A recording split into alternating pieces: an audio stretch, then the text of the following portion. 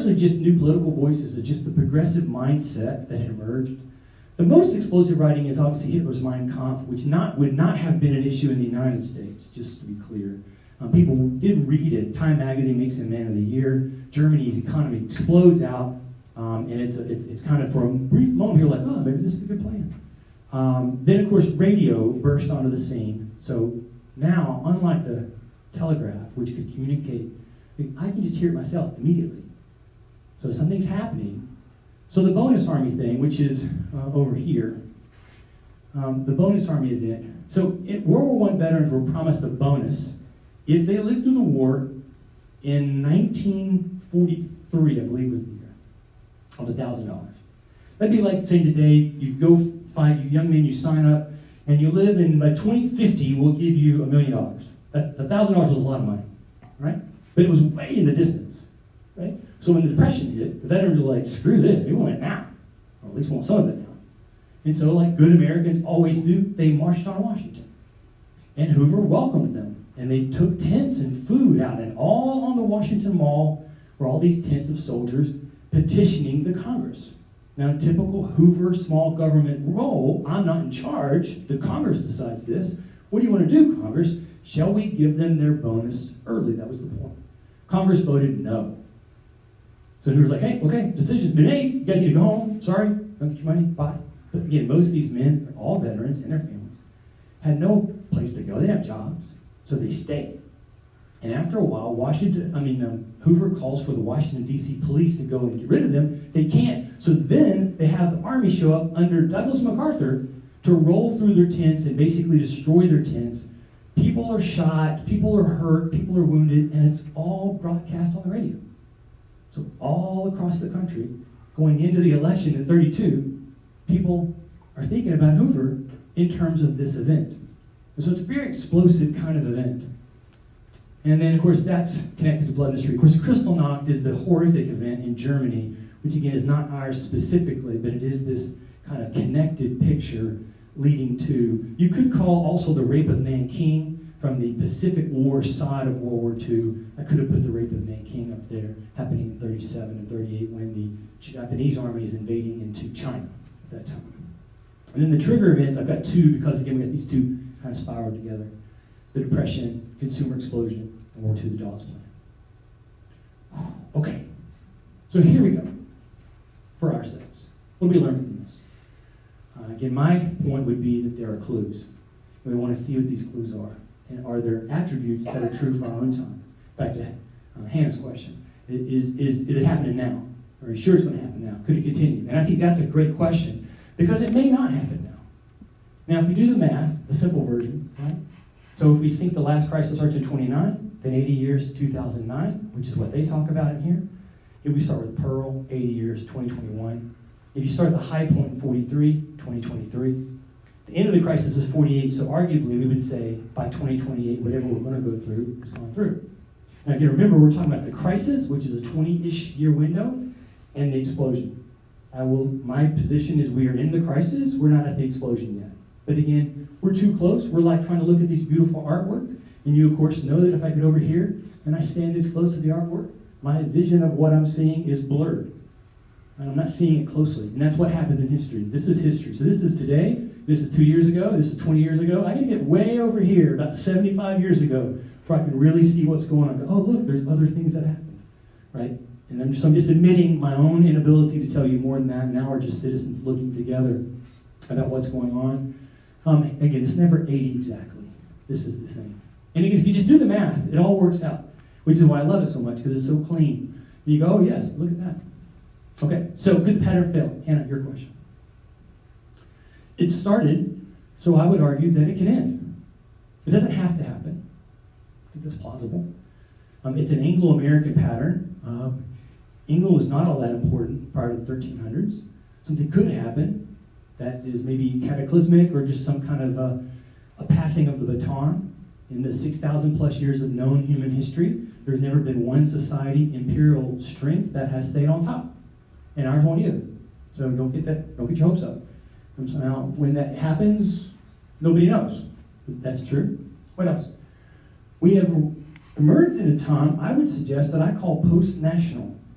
You see this more amongst young people than you do anybody else, but you do hear it amongst other people.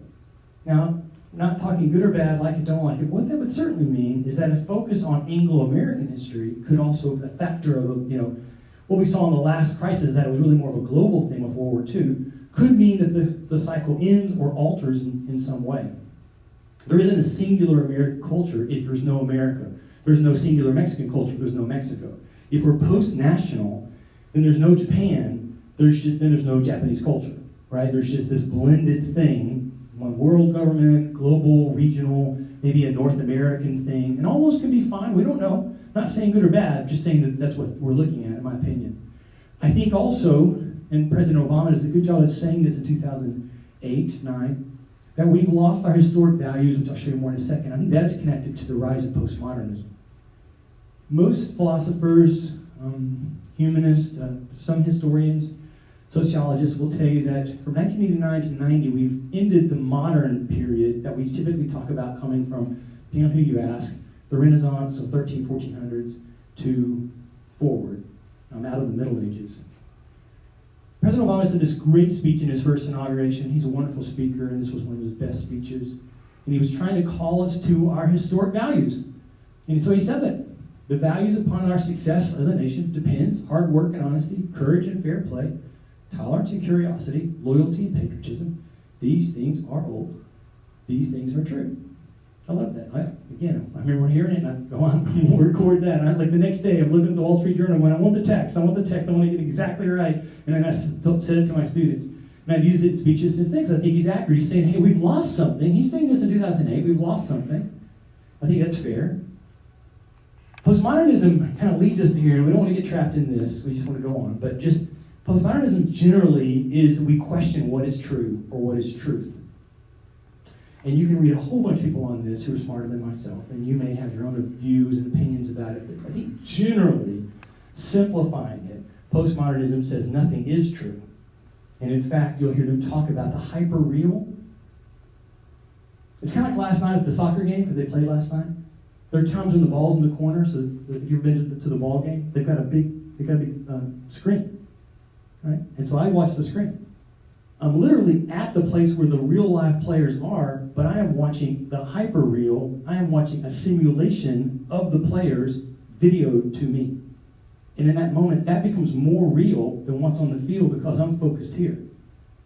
If your head's about to explode, go read some more on postmodernism and philosophy, because it goes into some deep rabbit holes, and there's all kinds of questions and all kinds of issues about it, but just generally accepting for the fact that I think for the past 30 years, you can generally say our country has been kind of swirling in this question of like, what is true? And if you think about the philosophical divide, talking about what is best for a civic structure, if we cannot agree on what is true or what is truth, we can't take if the 100 of us are up in Mars, but we cannot agree that 2 + 2 is 2, or green and yellow makes a color called blue, we're going to have a hard time figuring out, do we want to have voting? Do we want to have majority rules? Do we want to have guns? Because we can't accept what's true. So that's kind of spirals in. And as you work through our unraveling region, coming out of the awakening forward, I think this is a fair representation. That's obviously my take on it, and you might not fully agree, which is totally fine. But this is a fair representation of kind of how we have moved through this time period into what I would call the beginning of the crisis. Strauss and Howe called it that back in the 90s. It'll be somewhere between 2005 and 2010. And when you look at that we've entered winter, or the fourth turning, seems fair to me. So to answer your question, could it end? It absolutely could end. Has it ended? Well, let's figure that out together, you and me. These are some of the values that I think that President Obama was talking about that we have lost touch with. I think we are seeing the same philosophical divide that's leading to this coming crisis, for good or ill. Remember, most of us lived through it, historically. Could it be cataclysmic and the whole planet go down? Yes. In that case, eat, drink, and be merry, for tomorrow we all die. There's nothing we can do about it. I don't take that position, because historically that has not happened. You could have a religious view or an end times view that maybe speaks to different ways to consider. I respect that, and you certainly may, and I applaud you for having a solid view on things. But that's not what we're doing here. We're just talking kind of hard history and just kind of going from that point of view. Okay, so here it is. If you extend it, now I've added it down here, you can extend to the millennial age. You can see it's coming into the 50s with the high, there's spring. The 60s, the awakening. Now the culture conflict that comes in the mid-80s, under Reagan, to the time of the crisis. So, help me out. Let's do the first one. So these are the attributes. You help me figure out, have we seen these? Has there been a successful war or a series of wars that have fought that generally we've been successful militarily but have been controversial? Iraq? Afghanistan. Absolutely. Number 2, weak government leadership. Do not call anybody by name. Do not castigate your unfavored leader, but just broadly. Okay, good. I say that, but you don't have to. Have the weak governing leadership led to poor governing decisions? Absolutely. Maybe want to give an example of one that you think. You don't have to again, throw any stones at somebody, but you might say, oh, this was a weak decision, a poor decision, governmentally. Education, funding, right, lack of. Right now, the tariffs going on. The tariffs, we've already seen tariffs historically. They don't work the way people think they're going to work. I'm not saying I don't see what he's doing. I see what he's doing, but just historically, yeah. Feeling of distance between the government and the people.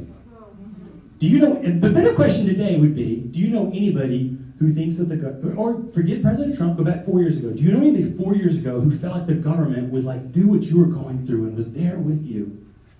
Everybody that I talk to, just me, you don't have to agree with me. You can feel the government loves you now or loved you then. Feels like they're in a bubble and they do not really understand whether it's fair or not. I'm not saying it's fair. I'm just saying that's how I personally feel. I'm just putting cards on the table. So let's see. Yep, war on terror, that's what I had, invasion of Iraq.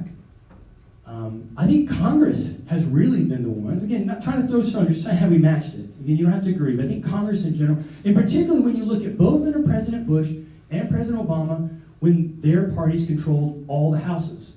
So it's not like the opposition party screwed them. You were in charge. You were all the Democrats, you were in charge. Why didn't you get something done? You didn't get anything done. Or it feels like to Carl, now we're really not in history, we're just in time. Me and you, Tom. Here's some of the government decisions that I thought of that I think are out there. And I didn't think of education, that's good. Okay, next 4. Have we seen new active opposition to government? Again, we're talking, say, basically 05 to now, basically. Anybody got an example of one? Yeah, Black Lives Matter.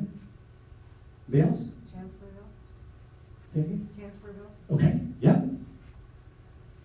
New political voices.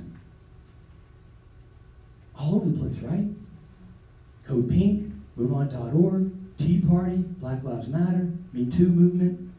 LGBT. Yeah, bingo, yes. Okay? Explosive political writings. Now, this is the one I'll tell you. Can anybody think of a book that really jumps out as like a national thing, like Uncle Tom's Cabin? Not a book, but... Right, so hang on. Can you think of a book? So I can't either, but what I can think of are, for us, writings, which is the digital. So movies, radio. What were you going to say? Go ahead. Whatever you were going to say is fine. I was going to say near future, the Green New Deal. Okay, yeah, that could be something. She could write it. Somebody could write it, right? But on that part, so Al Gore's Inconvenient Truth, I think, would be one that would be right in the middle, particularly if the crisis becomes environmental, right? Don't have to agree with its science. I'm not saying you liked it or didn't like it. Man, I'm not trying to go to, don't let the moral judgment thing go. We're just now, the 30 of us in the room, we're just scientists. We're just looking dispassionately at the evidence. We're not trying to cast aspersions or say I agree or don't agree with what this person or that person said.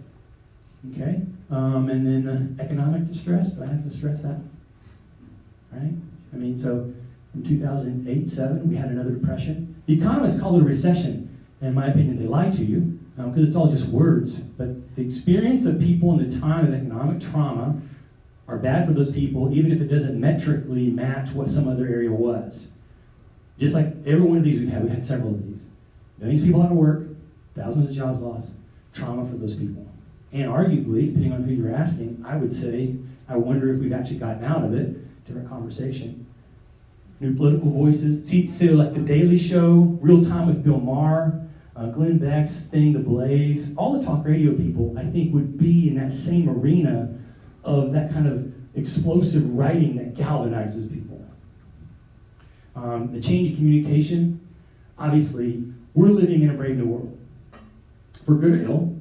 What I tell my students, and of course I encourage them to use their technology in class all the time, is that you now have at your fingertips a power that kings and empresses wish they had, nobody's ever had. The power we have now, the speed of it is just, it's mind-blowing.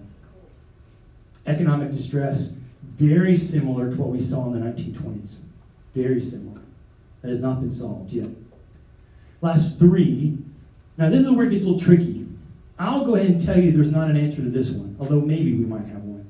But has there been an explosive event that is controversial that you believe has really galvanized the opposition?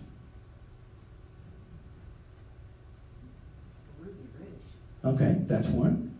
Police brutality. The general sense of police, yeah. What about the Affordable Care Act? What about the Patriot Act? These are all possible. Some of these things that I'm saying here, like this, like, I don't know if 50 years from now these will be on the list. The historians who do this will be able to give us the correct answer if you want to go with the word correct.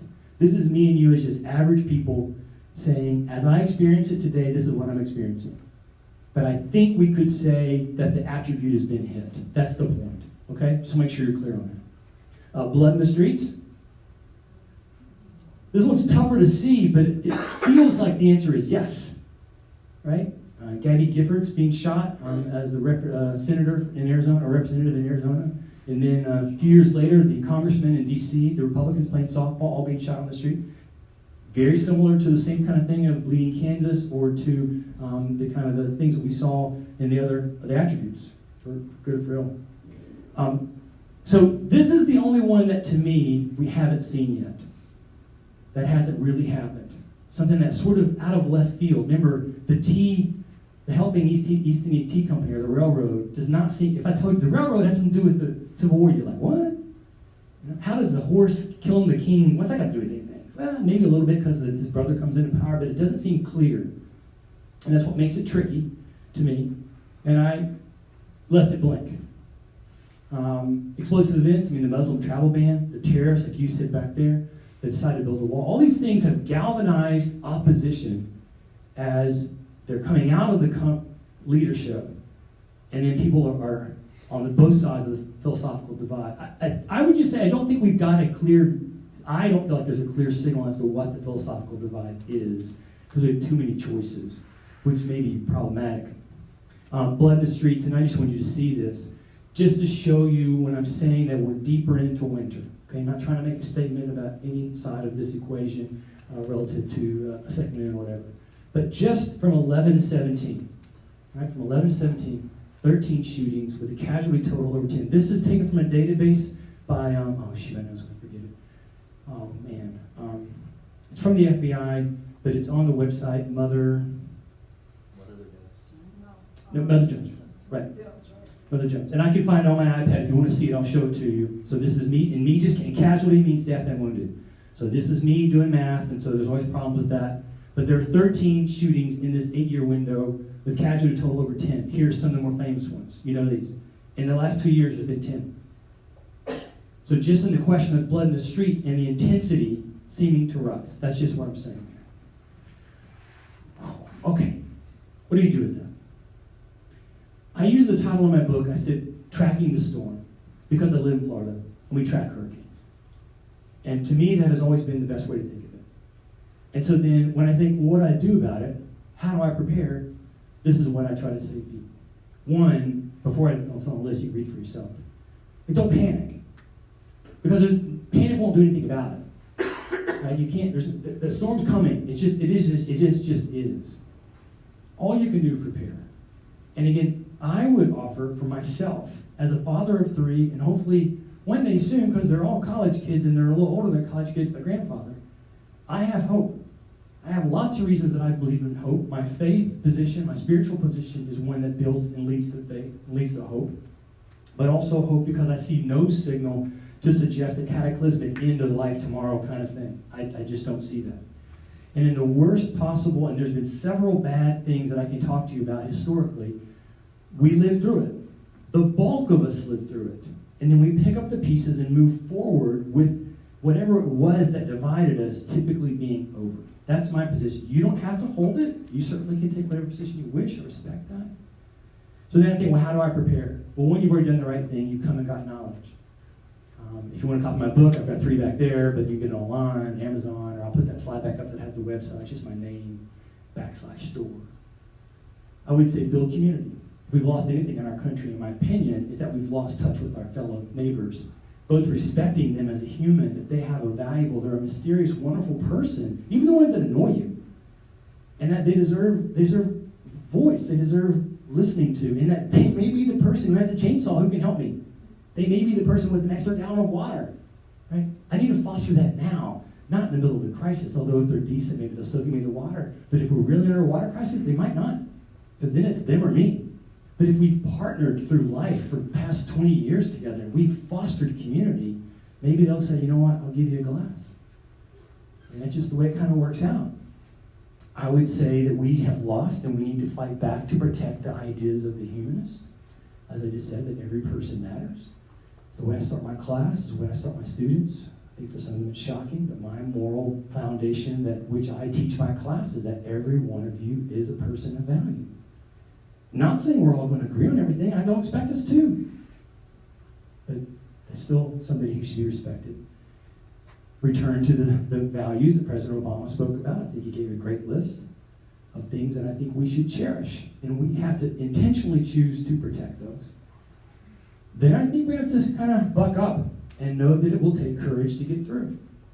I'm not saying it will be easy. It'll be tumultuous, whatever it is. But that we do it with hope. We do it with hope as we go. I'm going to take questions while I let Winston have the last statement. Because I think Winston's position was in a dark time, and I think it's the kind of viewpoint we should hold. I've given you a lot of information. I really appreciate spending time with me. I know it's a lot. I've covered a ton of ground, and I'm willing to entertain any question at all. Of course, you can completely disagree with me in total with any of it or all of it, but I appreciate you coming out. Are there any questions that you would want to raise about any aspect of this in the time we have left? Yes, ma'am. Does climate change in any way make you less optimistic? It does not, because the people on the planet, now if you go past written history, so back into the millions of years, have navigated through all that. It may mean we don't live in Florida anymore. It may mean that our grandchildren don't live here. It may mean that, the Suwannee River is the beach up there in South Georgia and North Florida, but we have navigated through it. I have hope in our ability to do so. That's just me. Yes, sir. China's extradition bill, that kind of seemed out of left field for me. Raising the conflict with Hong Kong? Yeah. And then potentially raising us into, yeah, absolutely. That's the kind of thing that could be, how's that got to do with us? What's that got to do with us? And then that could be the thing. Because I think post-World War II, we aren't not able to, because after World War II, we did take up the mantle of world's policeman. We didn't ask for it, but we were stuck with it. And in doing so now, as I tell my students when we do modern American history, once you get past World War II, you're no longer in a history class, an American history class. You're in a world history class. So that could be, so there could be something happening globally. North Korea, obviously, Russia. There's a lot of pieces, particularly if you think militarily. But with China economically, there's going to be some issues, China or India economically, that could play a role. Other questions? Anything that doesn't make sense? I appreciate you guys so much. Thank you so much for being here. I'll go back to you.